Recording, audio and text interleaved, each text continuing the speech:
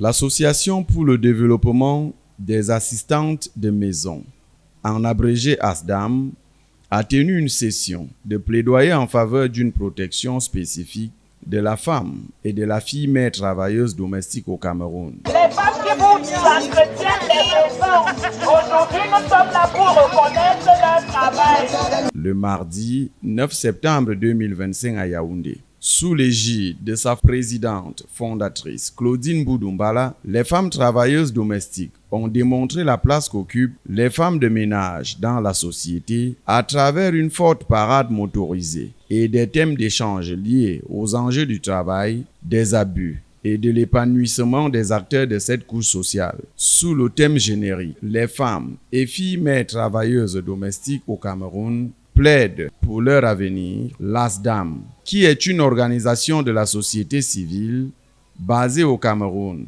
et exerçant dans le secteur du travail domestique, constitue à 67% de femmes, a lancé un vibrant appel aux autorités en charge des questions féminines. Convention 189 de l'OIT, les travailleuses domestiques ont droit à un contrat de travail signé en bonne et due forme en la langue que ces travailleuses comprennent. Par exemple, si une travailleuse domestique est une femme qui comprend le Fufulde, il faudrait que son contrat soit rédigé en langue Fufulde pour qu'elle comprenne très bien si elle n'a pas un niveau d'instruction assez élevé. Si c'est une femme qui s'exprime en anglais, il faudrait que son contrat soit rédigé en anglais et que toutes les clauses y figurent dans ce contrat.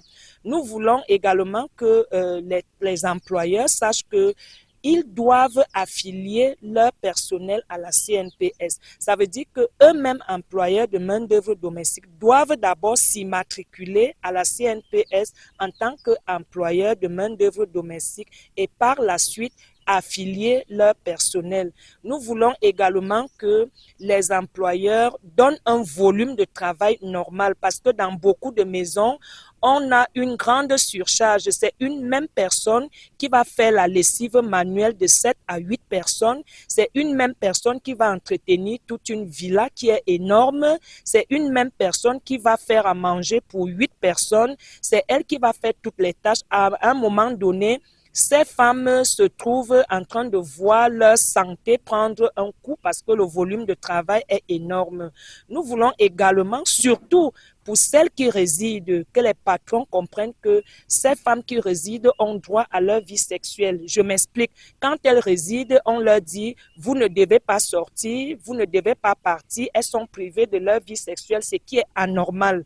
Les patrons doivent également comprendre que les employés ont droit à une vie sociale. Elles peuvent adhérer à un syndicat, elles peuvent aller dans des associations, dans des réunions, question de s'épanouir un peu.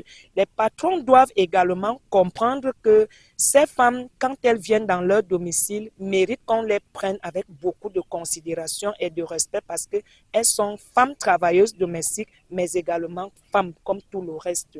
Dans les faits, cette organisation de la société civile révèle à la lumière des dénonciations que ces femmes et filles mères travailleuses domestiques ne sont pas protégées et subissent beaucoup d'abus. Ici, on note entre autres les mauvaises conditions de travail et de vie, l'absence de contrat de travail, des volumes hebdomadaires de travail allant au-delà de 40 heures. Selon une enquête menée auprès des employeurs et des femmes domestiques, la surcharge de travail est à près de 90%, suivi de salaires dérisoires, d'absence de permission, de congés payés ou de repos hebdomadaires surcharge les faits. Pis encore, l'absence de cotisation sociale, plus connue au Cameroun sous l'expression affiliation à la CNPS. Au niveau de mon travail, il y a deux fois, tu peux travailler à une grande maison parce que je suis nounou, je suis ménagère, je fais tout. Et deux fois, la dame peut avoir une famille qui entre et sortit et fait les achats dans la maison. Une fois que si tu n'es pas vigilant, on dépose tout ça sur toi. Et au moment que si tu remarques cela et tu dis à la dame que ça se passe comme ça, elle ne veut pas te croire, c'est quand elle retrouve tout ça chez sa famille, dans sa famille, sa propre famille. C'est là où elle commence à croire que oui, c'est ce que ma ménagère me disait. Des fois, elle peut voyager, ne ferme pas sa porte.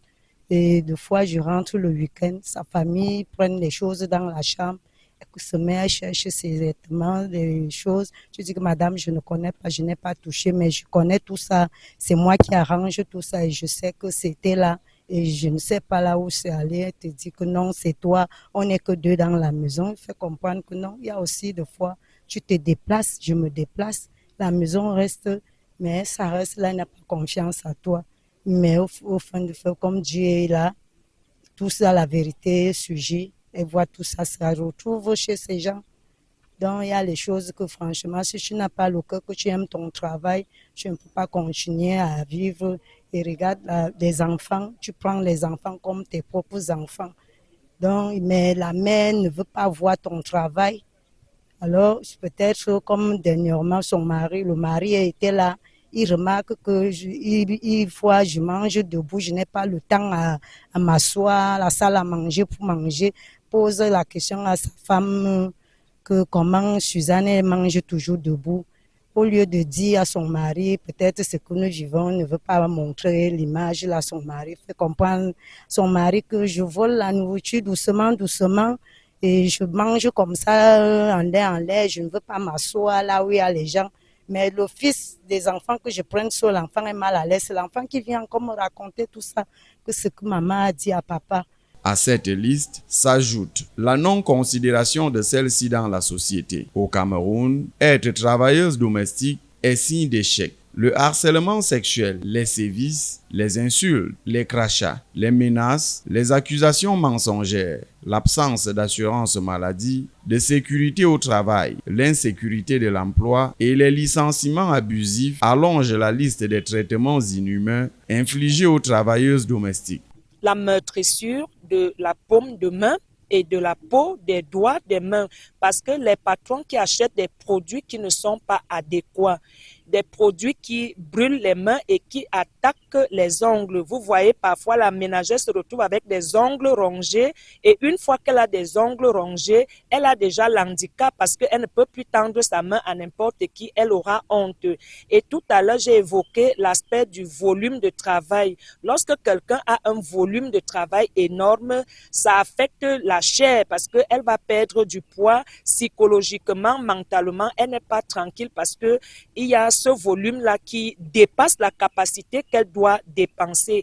Il y a aussi les traumatismes psychologiques qui affectent le mental. Lorsqu'on vous harcèle d'accepter quelque chose que vous n'avez pas fait. On dit par exemple, vous avez volé et on vous oblige d'accepter que c'est vous qui avez volé. Pourtant, c'est pas vous, ça affecte mentalement.